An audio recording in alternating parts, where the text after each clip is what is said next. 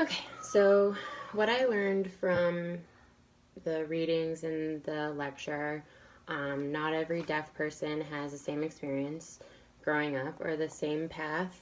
It depends on your parents, it depends on your level of deafness, it depends on what you feel comfortable doing and the decisions that you ultimately make. Um, some examples of different um,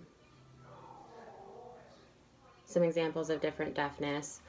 Um, Deaf or hard of hearing individuals can have a tough time if they're taught the oral method without sign language, and these people are called oral deaf. Um, they are a deaf person that cannot hear, um, or maybe cannot hear well, but can read lips or have simply adapted to not needing sign language as a form of communication.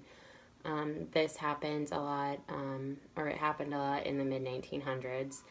Um, this can be hard to be accepted into either community, the hearing or deaf community.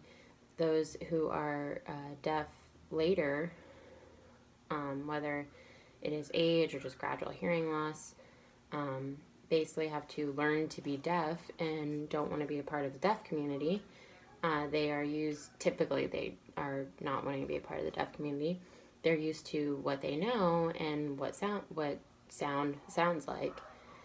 Hearing is something that they had and then lost. And this can be a hard experience for them.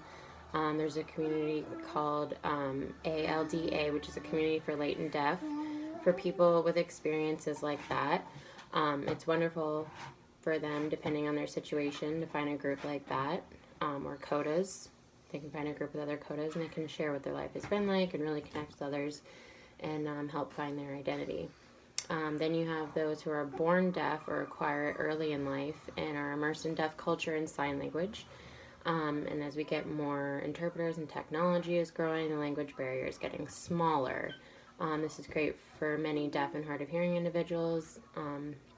You cannot really be in both cultures fully, so that's where it comes from, deaf people trying to find their identity. Then you have children of deaf adults or CODAs, and these children a lot of times are interpreting for their parents to hearing individuals. And this can be a lot of pressure on the children, and then also growing up. They're hearing, but also involved in the deaf community, so they struggle with identity in the sense that their parents identify in one community, the deaf community, but they are hearing. So sign language is their first language, but the disconnection there, because they can hear, some parents do not sign with their child because they feel that they should learn spoken language because they're not deaf, but it's hard because they cannot communicate with their parents. The book's author also has a little different experience with her identity. It's changed and it depends on if she's wearing her hearing aid or not. Some individuals have things called cochlear implants that they can take on and off.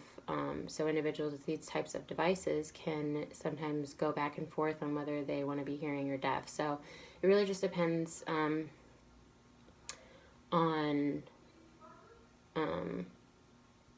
the person and their personal experience. Some people have trouble connecting with communities, so they switch back and forth or hop to different ones until they find a match. So it just depends on the individual and their circumstance and what they feel comfortable doing.